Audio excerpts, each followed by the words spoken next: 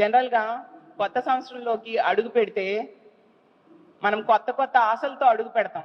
అదేంటో కానీ మన ఆంధ్ర రాష్ట్ర ప్రజలు మాత్రం కొత్త కొత్త ఆశలతో కాకుండా మోసపోయి అడుగు పెట్టాం.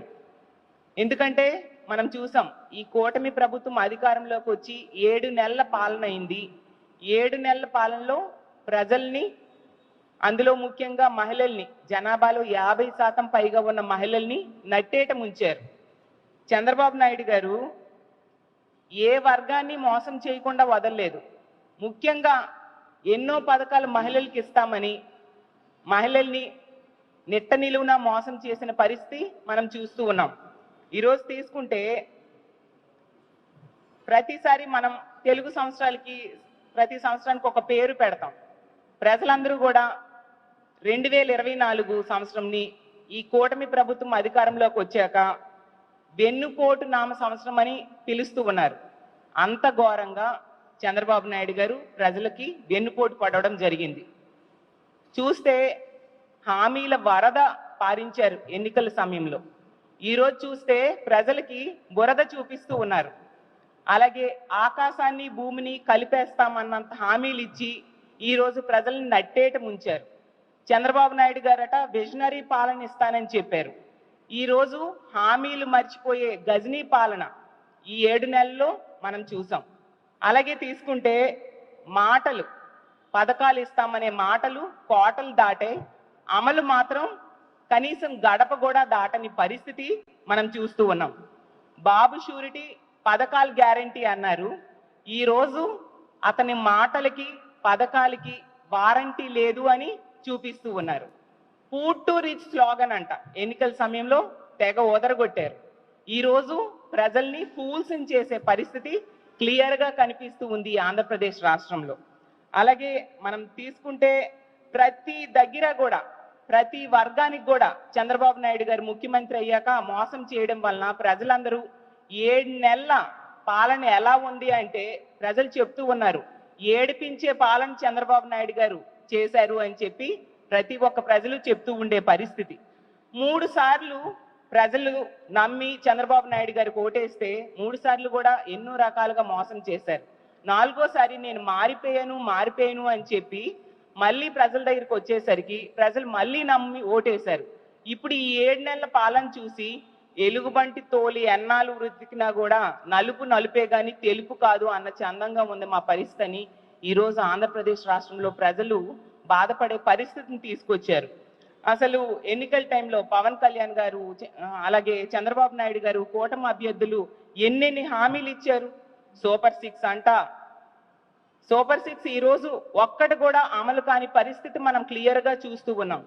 సూపర్ 6 ఈరోజు సూపర్ షాక్గా మారిపోయింది. మహాశక్తి మహా మోసంగా మారిపోయింది. తల్లికి వందనమేమో పిల్లల పాలిట శాపంగా మారిపోయింది. అలాగే తీసుకుంటే యువగలం హామీలకు మంగళంగా మారిపోయిన పరిస్థితి మనం చూసాం. ఉచిత బస్ అనేది ఉత్తుత్తి బస్సుగా మారిపోయింది. ఇలా సూపర్ 6లో హామీలు ఏవి కూడా ఏ ఒక్కటి కూడా అమలు చేయకుండా గత 7 నెలల పాలనలో ప్రజల్ని నిట్ట నిలువుగా మోసం చేశారు ఈ కూటమి ప్రభుత్వం. అసలు ఎన్నికల టైంలో అరచేతిలో వైకుంఠం చూపించారు ఈ కూటమి అభ్యర్థులు చంద్రబాబు నాయుడు గారు. ఈ రోజు చూస్తే 7 నెలలకే నారావారి నరకమైన పాలన చూపిస్తున్నారు అని ప్రజలు బాధపడి లబోదిబో అనే పరిస్థితిని ఈరోజు తీసుకొచ్చారు. మొన్నే ADR రిపోర్ట్ వచ్చింది. చంద్రబాబు నాయుడు గారట రిచెస్ట్ సీఎం అంట. 31 మంది ముఖ్యమంత్రుల్లో మన దేశంలో చంద్రబాబు నాయుడు గారు రిచెస్ట్ సీఎం అంట. రిచెస్ట్ సీఎం మాట ఏంటో కానీ వర్స్ట్ పాలన ఈ ఆంధ్రప్రదేశ్ రాష్ట్రంలో చంద్రబాబు నాయుడు గారు ముఖ్యమంత్రి అయ్యాక ప్రజలకి చూపించడం మనందరము చూసాం. అలాగే చంద్రబాబు నాయుడు గారు ఒక పెద్ద స్టేట్మెంట్ ఇచ్చారు నిన్న. ఏంటి, హామీలన్నీ చక్కగా అమలు చేసేసాను, సూపర్ 6 హామీలు సూపర్ సక్సెస్ అయ్యాయి అని చెప్తూ ఉన్నారు.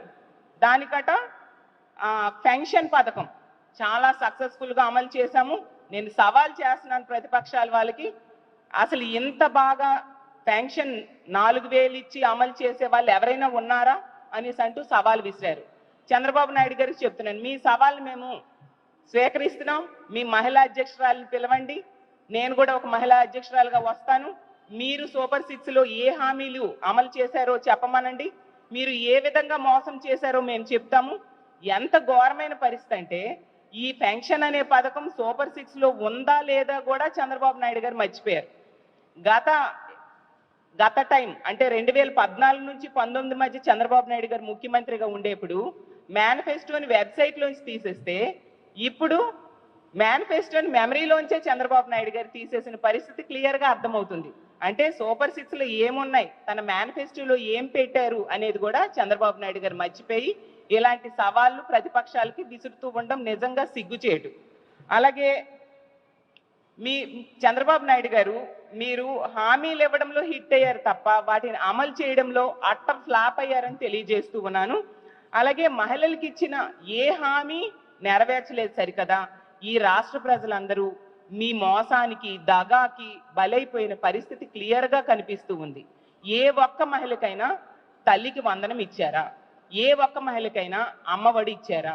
ఏ ఒక్క మహిళకైనా ఫ్రీ బస్ ఎక్కించారా? ఏ ఒక్క మహిళకైనా ఇల్లు ఇచ్చారా? ఏ చదువుకునే బిడ్డకైనా ఫీజు రియంబర్స్మెంట్ ఇచ్చారా? అసలు ఏ హామీ ఎవరికైనా మీరిచ్చిన హామీల్లో ఏవైనా అమలు చేశారా అని నేను అడుగుతూ ఉన్నాను. అసలు ఒకవైపు చంద్రబాబు నాయుడు గారు, ఇంకోవైపు ఏమో పవన్ కళ్యాణ్ గారు, ఇంకోవైపు కూటమి అభ్యర్థులు మీరిచ్చిన హామీలు అసలు కోటలు దాటే బాండ్స్, గ్యారంటీ బాండ్స్ ఇవ్వడం జరిగింది. లక్షలు అకౌంట్లో పడిపోతాయని చెప్పారు. ఓట్లు ఎగిపోతే డబ్బులు మిస్ అయిపోతాయి అంటూ ప్రజల్ని నమ్మబలికారు. సైకిల్కు ఓటేస్తే ఫ్రీ బస్ ఎక్కేయొచ్చు అని చెప్పారు. గ్లాస్కు ఓటేస్తే ఏ క్లాస్ ఉద్యోగాలు వచ్చేస్తాయి అన్నారు. పువ్వుకు ఓటేస్తే పువ్వుల్లో పెట్టి 1500 రూపాయలు మహాశక్తి పథకం ద్వారా ప్రతి నెల మహిళల అకౌంట్లో పడిపోతాయి అన్నారు. చంద్రబాబు నాయుడు గారికి ఓటేస్తే లక్షలు ప్రతి ఒక్కరికి కూడా ఇంట్లో వాళ్ళకి వచ్చేస్తాయి అన్నారు. కూటమికి ఓటేస్తే ప్రతి బిడ్డకి కూడా 15,000 రూపాయలు మీ అకౌంట్లో పడిపోతాయని చెప్పడం జరిగింది. ప్రజల అకౌంట్లో చెప్పడం జరిగింది. ఏవని ఎవరికి అందాయి నేను ప్రశ్నిస్తూ ఉన్నాను. అసలు ఎలాంటి ప్రచారం చేశారంటే ఒక టీవీలో చూస్తే వీళ్ళ ప్రచారమే, పేపర్లో చూస్తే వీళ్ళు చేసిన ప్రచారమే, ఫేస్బుక్, ఇన్స్టాగ్రామ్, ఈవెన్ సినిమా థియేటర్లు ప్రతి దగ్గర కూడా ప్రచారంలో ఊదరగొట్టారు. ఇక్కడ చూస్తే ప్రజల్ని, ముఖ్యంగా ఆంధ్రప్రదేశ్ మహిళల్ని గత 7 నెలలుగా నెట్ట నిలువుగా మోసం చేసిన పరిస్థితి క్లియర్గా కనిపిస్తూ ఉంది. ఆ రామానాయుడు గారు లాంటి వాళ్ళు ప్రతి ఒక్కరు కూడా మాట్లాడితే ప్రచారానికి వెళ్ళి నీకు 15,000, నీకు 15,000, నీకు 15,000 అంటూ, అలాగే నీకు 18,000, నీకు 18,000, నీకు 18,000 అంటూ, రైతులకేమో నీకు 20,000, నీకు 20,000 అంటూ ఎన్ని రకాలుగా ప్రజల్ని మభ్య పెట్టారో ఈ ఆంధ్ర రాష్ట్ర ప్రజలందరూ చూశారు. ఈరోజు వాళ్ళందరికీ కూడా నెట్ట నిలువుగా మోసం చేసిన పరిస్థితి క్లియర్గా కనిపిస్తుంది. మహిళా వ్యతిరేక ప్రభుత్వం ఈరోజు ఆంధ్రప్రదేశ్ రాష్ట్రంలో గత 7 నెలల పాలనలో మనం చూసాం. అంత దారుణమైన పాలన చూసాం. ఒక సంక్షేమం లేదు, ఒక సంతోషం కూడా ప్రజలకు లేదు. అలాగే మహిళలకి రక్షణ లేని పరిస్థితి గత 7 నెలల్లో ఈ ఆంధ్ర రాష్ట్ర ప్రజలు చూడడం మనం చూసాం. అలాగే మొన్ననే చూసాం చంద్రబాబు నాయుడు గారు, లోకేష్ గారు ట్వీట్ చేయడం జరిగింది. లోకేష్ గారి కుమారుడైన దేవాంశ్ గారు వరల్డ్ బుక్ ఆఫ్ రికార్డ్స్ లో అతని పేరు స్థానం సంపాదించారు అనేసి నిజంగా చాలా సంతోషించాం. కానీ ఈ ఆంధ్రప్రదేశ్ రాష్ట్రంలో చంద్రబాబు నాయుడు గారు గత 7 నెలల పాలనలో అబద్ధాల్లో వరల్డ్ బుక్ ఆఫ్ రికార్డ్స్ లో స్థానం సంపాదించారు అని ఈ ఆంధ్ర రాష్ట్ర ప్రజలందరూ అనుకుంటూ ఉండే పరిస్థితిని ఈ కూటమి పాలనలో నిరూపించడం జరిగింది. అసలు ఇన్ని హామీలు ఇచ్చారు కదా, ఒక్కొక్క హామీని గురించి మనం మాట్లాడుకుందాం. గత 7 నెలలు ఏ హామీని మీరు నెరవేర్చారో మీరు చెప్పండి. ఏంటి ఫ్రీ బస్ అయితే ఎన్నికల టైంలో ఫ్రీ బస్ కోసం ఓదరగొట్టినంతగా ఏ పథకం కోసం కూడా ఓదరగొట్టలేదు. తీసుకుంటే తిరుపతి, కాణిపాకం, శ్రీకాళహస్తి, శ్రీశైలం, విజయవాడ, అన్నవరం, ఇలా ప్రతి దగ్గర కూడా సింహాచలం పుణ్యక్షేత్రాలన్నీ కూడా ఫ్రీగా తిప్పేస్తాము. జూన్ 4వ తేదీన రిజల్ట్ వచ్చిన దగ్గర నుంచి కూడా ఫ్రీ బస్ అమలైపోతుంది అని చెప్పారు. ఏది 7 నెలలు గడిచిపోయింది. ఫ్రీ బస్తో ఎక్కడ తిప్పారు మహిళలకి? మహిళలు అయితే ఆశపడ్డారు తమ మొక్కులన్నీ తీర్చేసుకోవచ్చు అని. ఆ చూస్తే అక్కడ వినాయక చవితి అయితే అయిపోయింది, దసరా అయిపోయింది, దీపావళి అయిపోయింది, కార్తీక పౌర్ణమి అయిపోయింది, క్రిస్మస్ అయిపోయింది. మన అందరి పెద్ద పండగ సంక్రాంతి కూడా వచ్చేస్తుంది, ఫ్రీ బస్ లేదు. వీళ్ళు ఎవరిని చూసి కాపీ కొట్టి ఫ్రీ బస్ పెట్టారో ఆ రాష్ట్రాలు, తెలంగాణ అయినా అలాగే కర్ణాటకలో అయినా, వాళ్ళు అధికారంలోకి వచ్చిన నెల రోజుల్లో ఫ్రీ బస్ని అమలు చేయడం జరిగింది. మరి ఎంత నెట్ట నిలువుగా మహిళల్ని మీరు మోసం చేశారా లేదా గత 7 నెలల్లో అని నేను అడుగుతూ ఉన్నాను. ఎప్పుడు ఇస్తారు? అలాగే ఇంకొక మంచి పథకం మహాశక్తి పథకం. ఈ పథకం కోసం 19 సంవత్సరాల నుంచి 59 సంవత్సరాల మధ్య ఉన్న మహిళలకి నెలకి 1500 రూపాయలు వేస్తాము అని చెప్పారు. 1,80,00,000 మంది దానికి అర్హులు ఉన్నారు ఈ రాష్ట్రంలో. నెలకేమో 2,800 కోట్లు అవసరం అవుతుంది, సంవత్సరానికైతే 32,400 కోట్లు అవసరం అవుతుంది. ఈ పథకం కోసం మేము అసెంబ్లీలో మాట్లాడితే హోమ్ మినిస్టర్ గారు అడ్డుగోలుగా అబద్ధం చెప్పారు ఈనాడు పేపర్ చూసి, ఈ పథకానికి నిధులు కేటాయించామని. ఏదమ్మా హోమ్ మినిస్టర్ గారు, ఏదమ్మా ముఖ్యమంత్రి గారు చెప్పండి, ఎవరి అకౌంట్లో మహాశక్తి పథకం ద్వారా మీరు డబ్బులు వేశారు? ఒక్క మహిళకు చూపించండి మహాశక్తి పథకం ద్వారా మీరు డబ్బులు ఎవరికి వేశారు. సో ఈ పథకం కూడా ప్రజలకి మోసం చేయడానికి, మహిళలు మభ్య పెట్టడానికి ఆ రోజు తీసుకొచ్చి ఈ రోజు కూడా ఆ పథకం గురించి ఆలోచించనే పరిస్థితి మనం చూసాం. ఇంకో ముఖ్యమైన పథకం తల్లికి వందనం.